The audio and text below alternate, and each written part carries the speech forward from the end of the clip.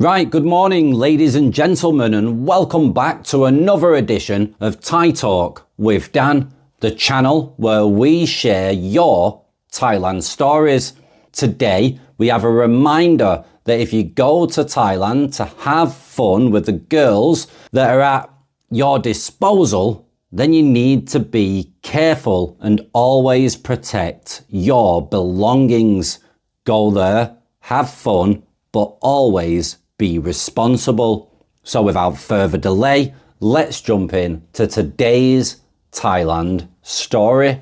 Hi Dan, I'm 34 years old and currently living in Sriracha, Thailand. Ever since I first came out here in 2019, I've well and truly caught the Thai bug. It's hard to explain to anyone who hasn't experienced it, but Thailand just gets under your skin in a way that's difficult to shake. What was meant to be a temporary move turned into something that completely changed my outlook and priorities. Back in 2019, I stayed for around 10 months, working a teaching job. Life felt simple, exciting, and full of new experiences. Unfortunately, I had to return home to Ireland due to a family illness, which sadly resulted in my grandmother passing away. Now that period was tough for obvious reasons, and I had every intention of coming back out to Thailand shortly after, around February 2020. As it turned out, the world had other plans. With the pandemic hitting, I ended up stuck back home in Ireland far longer than expected. To be fair, I was fortunate enough to keep working throughout that time, and things fell into place in a strange way. I managed to move straight into an apartment back home without much hassle, almost like it was meant to be. But despite everything going relatively smoothly on paper, not a single day went by where I didn't think about Thailand. It was always there in the back of my mind, like unfinished business. Now fast forward to this year. I finally made it back in February, and while it felt great to return, I couldn't help but notice that things had changed a bit, particularly in places like Pattaya and Bangkok.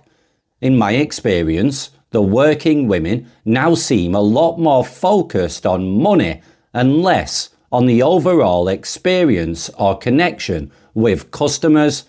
I get it.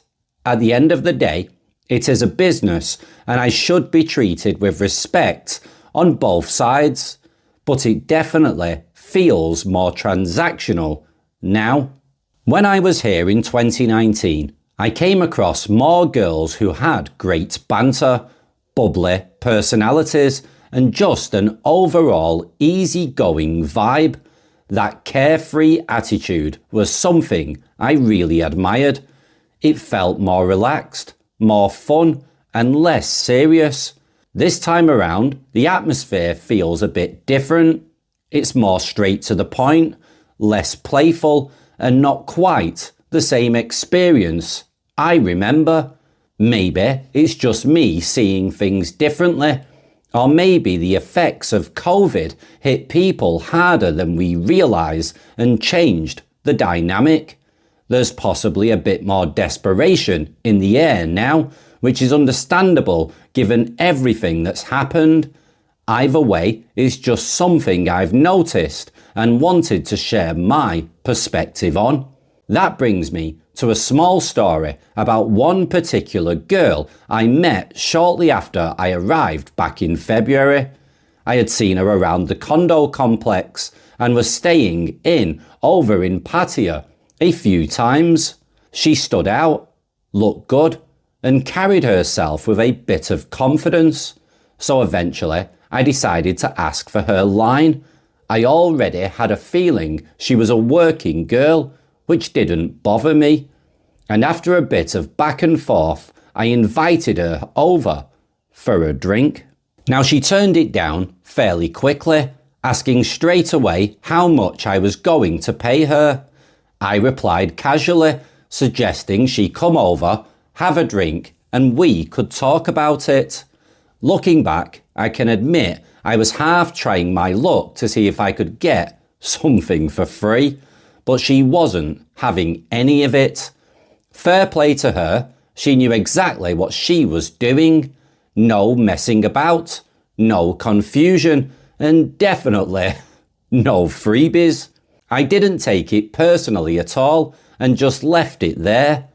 So on my last day at the condo, I was down at the main entrance chatting to a guy I had met during my stay. Out of nowhere, she walked past us, giggling to herself, and sat down in a nearby seating area. It felt like one of those random moments where things just line up. So I jokingly suggested to the guy that we go over and join her for a bit of a laugh. We ended up sitting together, having a chat. Her English wasn't great and she didn't fully understand everything we were saying, but we still managed to have a decent laugh. The vibe was light and it felt more relaxed than our previous interaction. At that point, I thought to myself, hey, why not? It was my last day, my bags were already packed, and I still had about an hour before my taxi was due. I decided I'd take her up for a short time before heading off. We agreed on 1,500 baht, which seemed fair enough, and I was actually in a good mood about the whole situation. We went up to my room and got straight to it. Nothing out of the ordinary. Everything went smoothly, and to be honest, I had no complaints. It felt like money well spent, given the circumstances. Afterwards, she went into the bathroom. About a minute later, she suddenly started shouting for me to come and help her. Now, I'm not completely green when it comes to situations like this. So before I even moved, I grabbed my wallet and slipped it into my pocket. Something just didn't feel right. When I went into the bathroom, she was pointing at the hose next to the toilet, claiming it was broken and spraying everywhere. The water was indeed on, but the whole situation looked a bit staged. As soon as I picked up the hose to check it, she slipped out of the bathroom quickly. Now I managed to fix the hose in seconds, quicker than she probably expected, and immediately walked back into the room. Sure enough, there she was standing right by the dresser where my wallet had been sitting just moments before. That told me everything I needed to know. She laughed it off and said something along the lines of, "You have a lot of experience with Thai girls, don't you?" I played along and asked her why she thought that. She replied, "You, very good. You know what you're doing." I looked at her and said, "I know what you're doing too. Goodbye." And that was that. To be honest, I hadn't experienced anything quite like that before.